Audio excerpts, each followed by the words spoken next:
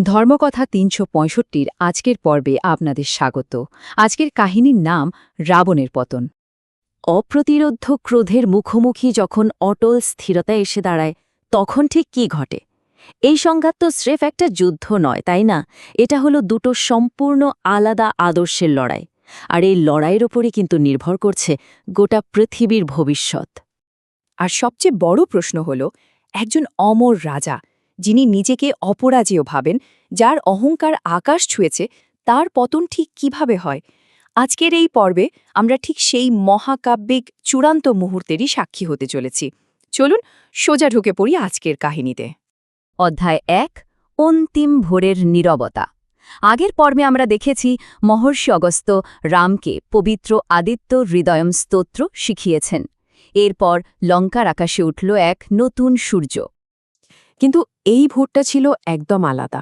চারপাশের বাতাস যেন অস্বাভাবিক রকমের ভারী হয়েছিল, যেন মনে হচ্ছিল পৃথিবী নিজেই শ্বাস বন্ধ করে একটা আসন্ন মহাঝড়ের জন্য অপেক্ষা করছে। ওই যে ঝড়ের ঠিক আগের থমথমে মুহূর্তটা হয় না, ঠিক তেমন। অধ্যায় ২, নিয়তির সংঘাত। ওই পিনপতন নীরবতা ভেঙে দিয়ে রণভূমির দিকে আবার এগিয়ে এলো রাবণের যুদ্ধরথ। আর ঠিক উল্টো দিক থেকে ধীর স্থির পায়ে এগিয়ে এলেন শ্রীরাম। এই দুই পক্ষের মানসিকতার পার্থক্যটা ছিল চোখে পড়ার মতো। একদিকে রাবণ, কালো বর্মে ঢাকা, চোখে জ্বলন্ত ক্রোধ, কিন্তু সেই রাগের পেছনে লুকিয়ে আছে একটা গভীর মরিয়া ভাব। আর অন্যদিকে রাম, হাতে ধনু, মন একদম পরিষ্কার, আর হৃদয় একেবারে অবিচলিত। রামের এই লড়াই কোনো ক্ষমতার লড়াই ছিল না, এটা ছিল ধর্ম পুনরুদ্ধারের এক পবিত্র সংগ্রাম। আর তারপরে শুরু হয়ে গেল সেই চূড়ান্ত যুদ্ধ। আকাশে বৃষ্টির মতো জ্বলন্ত তীরের বর্ষণ হতে লাগল। ভয়ঙ্কর শক্তিতে দৈব অস্ত্রগুলো একে অপরের সাথে ধাক্কা খাচ্ছে। সে এক অভাবনীয় দৃশ্য। পাহাড়গুলোতে ফাটল ধরছে, মহাসাগর কেঁপে উঠছে। এই যুদ্ধের প্রবল শক্তি আর বিশালতা দেখে স্বর্গের দেবতারা পর্যন্ত একেবারে স্তব্ধ হয়ে দাঁড়িয়েছিলেন। রাবণ নিজের সমস্ত শক্তি দিয়ে আঘাত করছিলেন।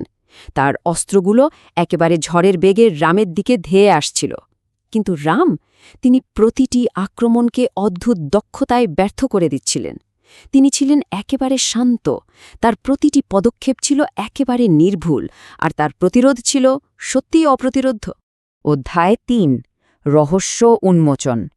রণভূমিতে হঠাৎ করেই একটা অসম্ভব অচলাবস্থা তৈরি হল।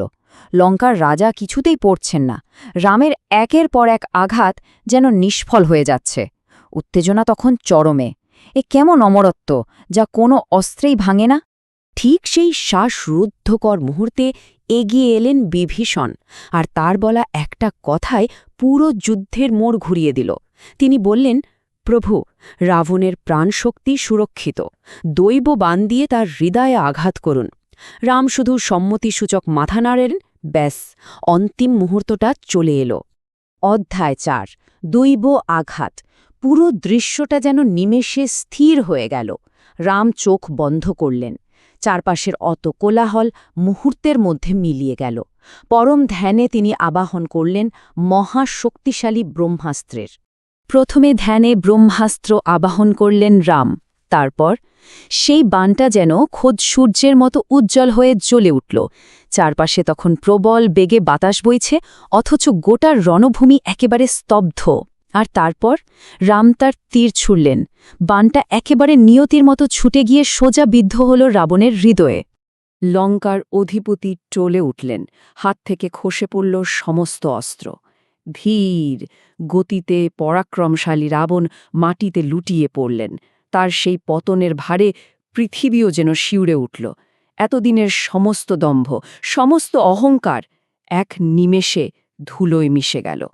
অধ্যায় ৫, ঝড়ের পর প্রশান্তি। যুদ্ধ শেষ।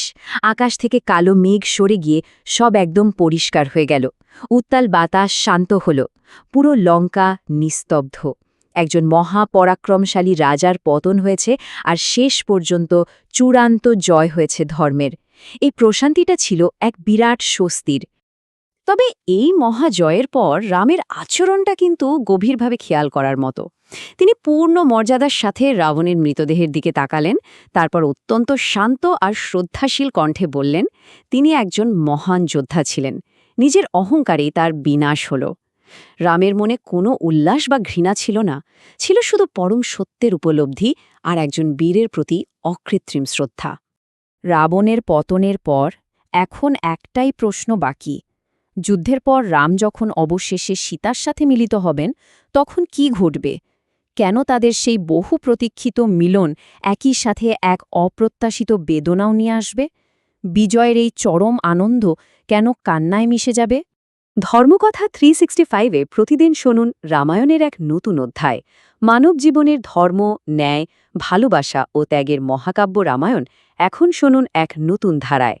ধর্মকথা 365 আপনাদের নিয়ে যাবে এক অনন্য যাত্রায়, যেখানে প্রতিদিন একটি করে নতুন পর্বে উন্মোচিত হবে এই অমর কাহিনীর রহস্য ও মহিমা।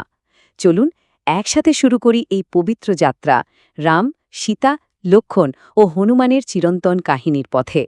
প্রতিদিন নতুন পর্ব শুনতে ধর্মকথা 365 চ্যানেলটি সাবস্ক্রাইব করে আমাদের সঙ্গে থাকুন।